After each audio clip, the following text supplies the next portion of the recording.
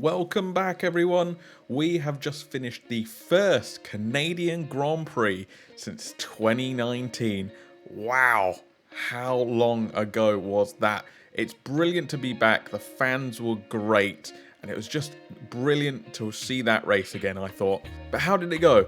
Let's dive right in, shall we? I'll start off by saying we already knew going into qualification that there'd be penalties for Leclerc and Tsunoda for engine replacements, so they would both start at the back of the grid regardless of things. Obviously, Leclerc starting back there would be a big talking point throughout the weekend. But as we went into qualifying, the rain was heavy, so it was a full wet start to Q1. And out in Q1, we had Latifi, both Aston Martins, which was a bit of a shock due to them performing really well in practice. And Gasly as well, again, performing very well in the wet in practice out in Q1.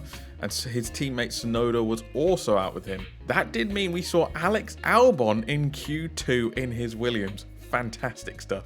In Q2, we saw the Inters come out, and this did lead to a little bit of slip and slide. We saw Albon go into the barriers, but he was able to keep going. We also saw Perez crash somewhat more heavily into the barriers, and this caused a red flag. So out in Q2, naturally, we did have Perez.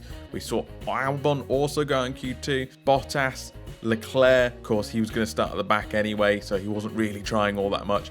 And Norris as well. So a fun little tidbit from that is we saw Zhou Guanyu out-qualifying Bottas and getting into Q3 for the first time, so big ups to him.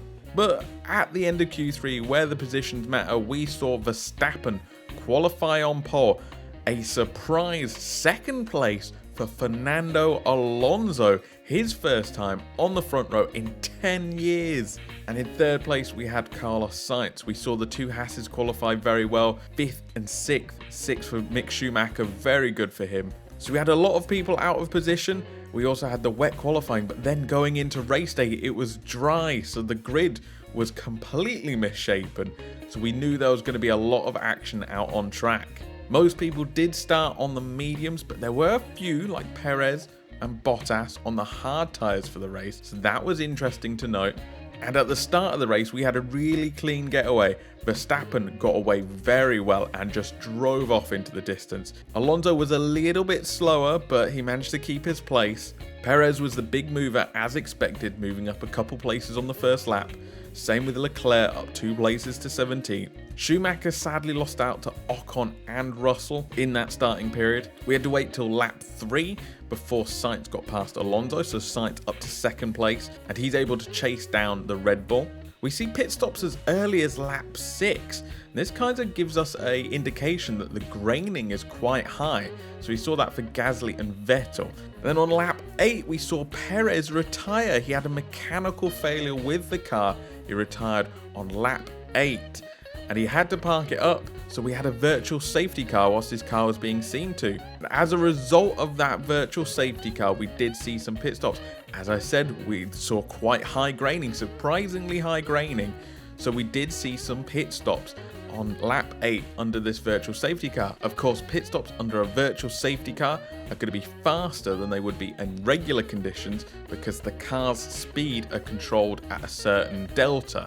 Verstappen was the main one to pit under the virtual safety car. However, Sainz and Alonso did not. So he actually dropped down to 3rd place because of that pit stop, with Sainz taking the lead and Alonso in 2nd. Hamilton was the only other car in the top 10 to stop at that time. He jumped down to 6th as a result, and we went racing again on lap 10.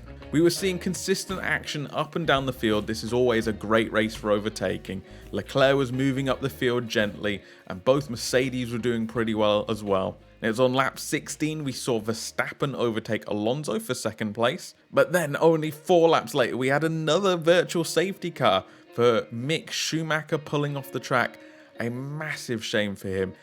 Something always goes wrong for him when he's about to score points. And it looked like he was on for a good point score today, but no. Mechanical troubles with his car means he had to pull off to the side, and we had another virtual safety car, which led to another round of stops as well.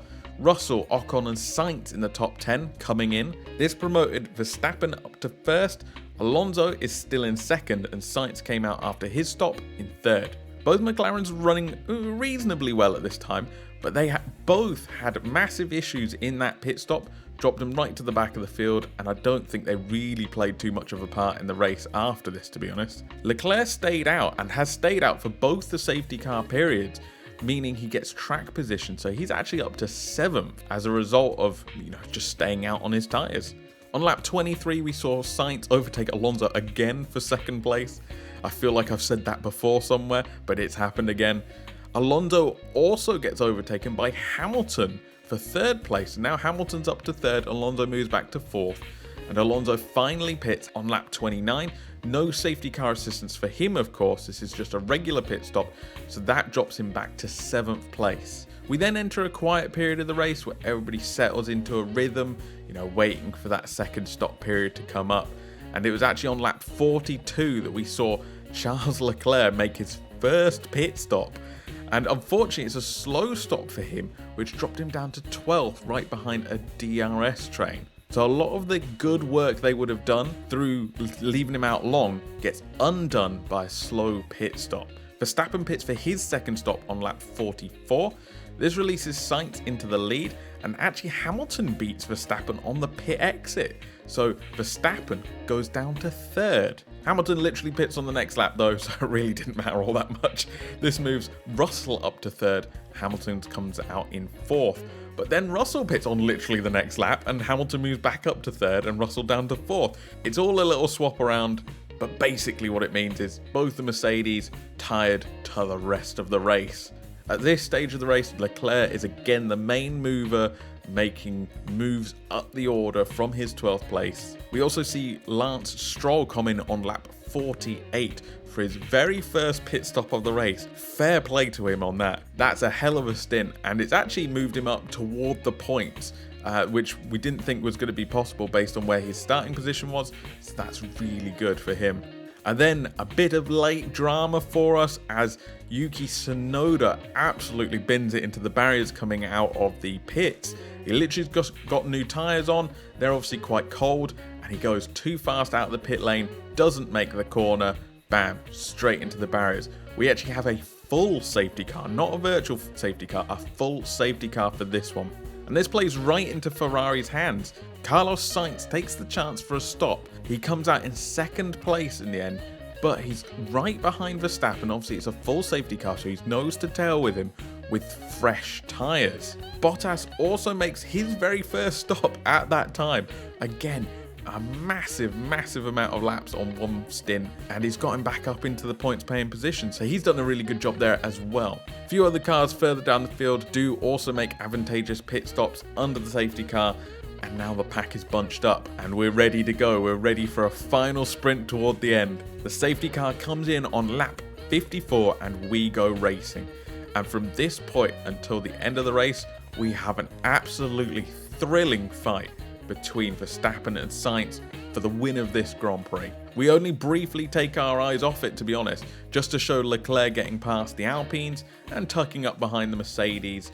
Again, a great recovery for him, but it's all about that fight up front. Lap after lap, we see Verstappen defending incredibly well and putting up with a lot of pressure that Sainz is putting on him. Sainz is doing a good job of chasing him down, just trying to eat away at his confidence, trying to force him into mistake. But it's Max Verstappen. It doesn't come, and Max Verstappen wins the Canadian Grand Prix with Sainz coming home in 2nd place with the fastest lap as well, and Hamilton takes the 3rd place. He's on the podium once again.